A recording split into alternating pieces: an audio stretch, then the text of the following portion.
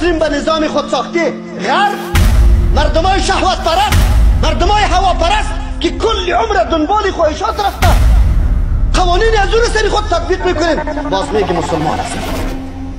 به سطح یک مملکت اسلامی داد از قانون اساسی خود میزنه، اما انتخابات به شیوه دموکراسی انجام داده میشه.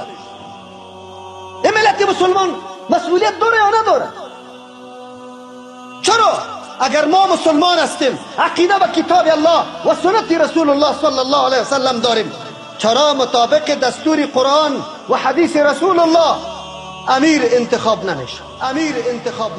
ما تسلیم به نظام خودساختی غرب، مردمای شهوت پرست، مردمای هوا پرست که کل عمر دنبال خواهشات رفته، قوانین از اون سری خود تطبیق میکنیم، باز میگه مسلمان هستیم. الله اکبر میگه، داد از دین خود میزنه.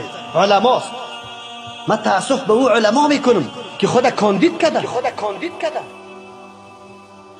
برای چی میرسید؟ اگر مسلمان هستیم به عالم خود رجوع میکنیم که به میشه و انتخابات در دین هست یا نه.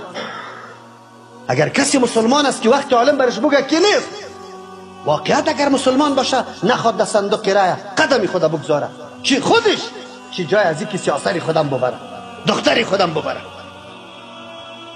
دین ترا نمیگه الله اکبر دست بسته کن نماز بخوان، این دین است.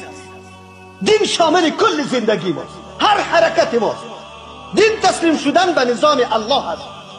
یک حکمش باید آدم از بین نبره. دینی را میگه. مگر ملت عوام من ملامت نمی کنم. بگو چرا نمی کنم؟ عالم ما توضیح نداده تعلیل دین به معنای و مفهوم واقعیش برای ملت نشان نداده. ملت در تاریکی است، خصوصا که در رأسش چند دانه عالمم عکس خدا بکشه و کاندید کرده باشه. خدا عوامی بیچاره چی میگه؟ عالمم امو عالمی که سالا در تلویزیون گپ زده قابل اعتماد بزرگیش است. خلاص من ملت دی ملامت نمیکنم، ولی مسئولیت متوجه علما میشه. پیغمبر و حیات نیست، مسئولیت در دوش علما باقی مانده.